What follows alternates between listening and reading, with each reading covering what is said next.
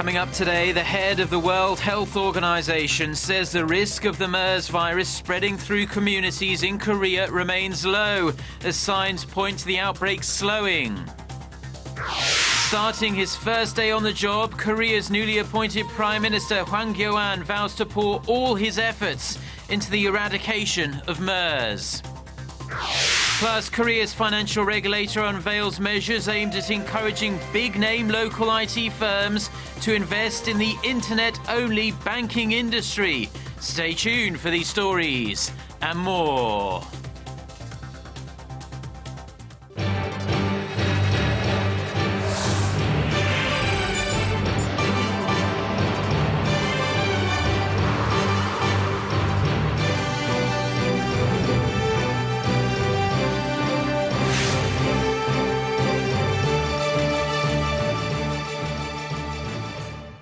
Hello to our viewers around the world. It's 6 a.m. on Friday, June 19th here in Seoul. Thanks, as always, for joining us. I'm Mark Broome. Our top story this morning. After nearly a month of distressing news about the spread of the MERS virus in Korea, the situation is showing some signs of improvement. Although the number of cases is still on the gradual rise, reports of new infections have dropped, growing at a slower pace than a few days ago. The head of the World Health Organization also gave an optimistic outlook.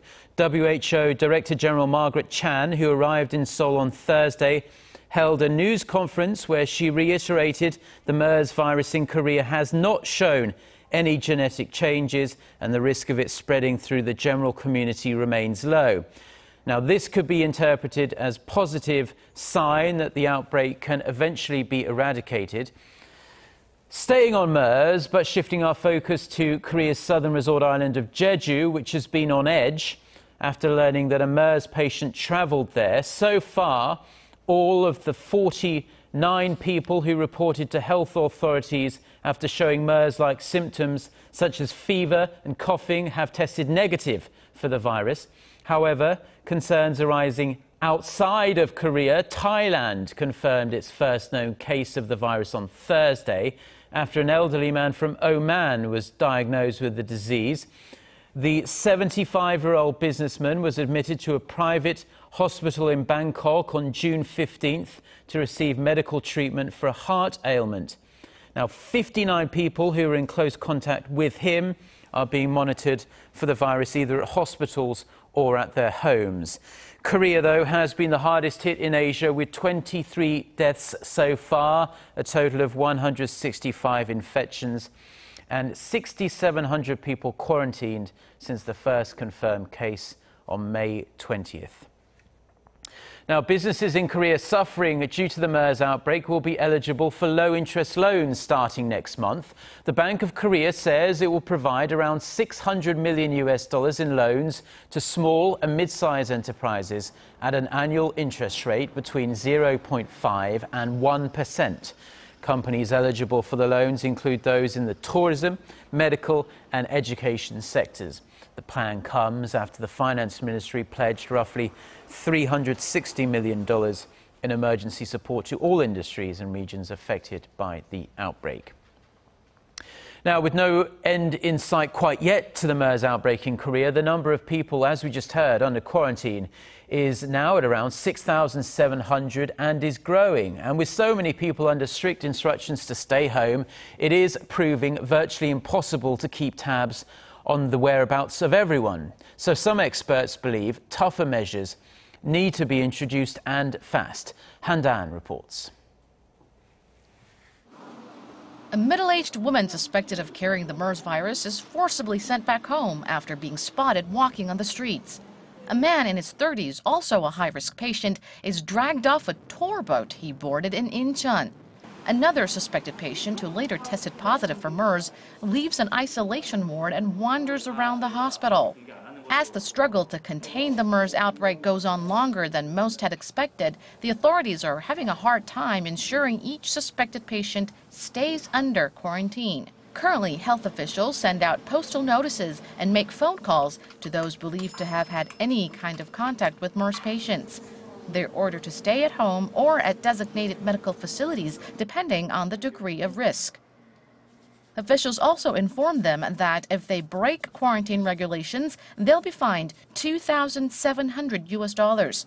But with the number of infections still ticking up, many are asking if the preventive measure is strong enough. A $2,700 fine is a bit weak as a tool to protect the lives and safety of the people, as well as the public interest. Some argue more pragmatic support that eases the inconvenience of staying home all day is needed to stop them venturing outside. I don't think the size of the fine is the problem. It's more important to come up with realistic measures to ensure they stick to the rules. More than 6,700 people are in quarantine across the nation, with the number growing fast. Experts say that one way or the other, it's time for the government to draw up more effective measures to tighten surveillance. 한다은 Arirang News.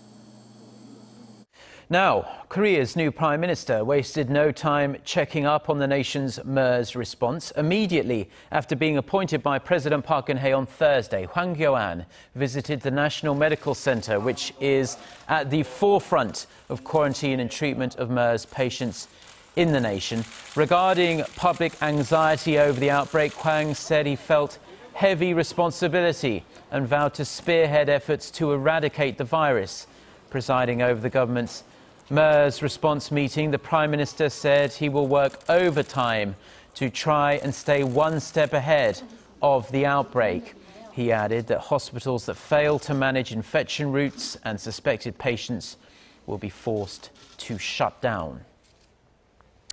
Now, in other news, it appears North Korea's top diplomat has made a brief visit to China with no prior notice. South Korea's Yonhap news agency reports North Korean Foreign Minister Lee Soo-young was seen leaving the Beijing Capital International Airport by a Japanese reporter on Thursday. Now, the reason for his visit to the Chinese capital remains unknown. However, an official at Seoul's foreign ministry says that since Lee is scheduled to be in Africa next week, it's likely he was just transferring between flights in Beijing. North Korea has been looking to boost ties with African countries to counter very strong international sanctions related to its dire human rights record. The United States says North Korea will never be able to revive its economy without giving up its nuclear program. U.S. Assistant Secretary of State for East Asian and Pacific Affairs Daniel Russell made the remark during a press briefing in Washington on Thursday. He said Pyongyang harbors the fantasy that it can rescue itself from the economic failure of its system through external aid, while simultaneously and brazenly carrying on with its nuclear and missile programs. Russell then urged North Korea to honor its own commitments and begin credible negotiations on the nuclear issue. Now, this statement comes as the US and China are scheduled to hold high-level strategic talks next week to discuss ways to get Pyongyang to abandon its nuclear program. The South Korean military is making use of a new high-tech training technique that allows troops to practice with a degree of realism without the need for live ammunition. Connie Kim reports. It's a realistic battle simulation, minus the real bullets, and it's called MILES, short for Multiple Integrated Laser Engagement System. A training session is underway at the Korea Combat Training Center in Gangwon-do Province. MILES provides a tactical engagement simulation for direct fire force-on-force training using laser bullets that won't damage the eyes. The laser guns work just like real ones. When a soldier pulls a trigger and fires, the enemy is hit. This beeping sound tells me I was just attacked by an enemy combatant. This device attached to my military uniform shows me that I was shot on my left wrist and that I'm bleeding heavily. Knowing when and where I was shot helped me understand my combat capabilities and improve my weak points. The system logs how many times a soldier's gun is fired, how many times they've been hit, and where the soldier went. By looking at where the soldier was shot and by whom, we can analyze what improvements each individual can make. The training center brought the system to Korea in 2001, and since then it's been at the forefront of the method, with the most sophisticated MILES equipment available. The center holds simulation drills up to 18 times a year and aims to eventually bring in 8 battalions per session, or about 4,800 soldiers. Connie Kim, Arirang News, Gangwon. Now, Korea's financial regulator has unveiled a set of measures that facilitate investment in internet-only banks, which are expected to be fully up and running by next year. For more on how these banks could open a new chapter in Korea's banking history, Kim Min-ji reports. Going to the bank in person may soon be a thing of the past as the country plans to open banks that are fully online-based and not located in any physical building, namely internet-only banks. The nation's financial regulator unveiled a set of measures focused on lowering entry barriers and easing regulations for investment in this sector. We have decided to lower the minimum equity capital requirement for an internet-only bank to $45 million. That's half of what is required for a physical bank under current laws. Non-financial companies will also be able to hold up to a 50% stake in internet-only banks, as opposed to the current 4% ceiling. The introduction of this new type of bank is aimed at inducing a wide variety of big IT firms to the sector, such as Daum Kakao. The IT giant has already expressed interest. We welcome any partner with great potential and wish to work together. We hope that internet-only banks are launched as soon as possible. Internet-only banks will engage in same businesses as traditional banks, such as deposits and loans to foreign exchange transactions. The financial regulator says revisions to the current banking laws will be submitted to the National Assembly in September, and it expects to launch the first internet-only banks early next year. However, due to privacy concerns and with internet and mobile banking already in full swing in Korea, some are raising eyebrows as to whether this type of bank will be successful or not. Kim Min-ji, Arirang News.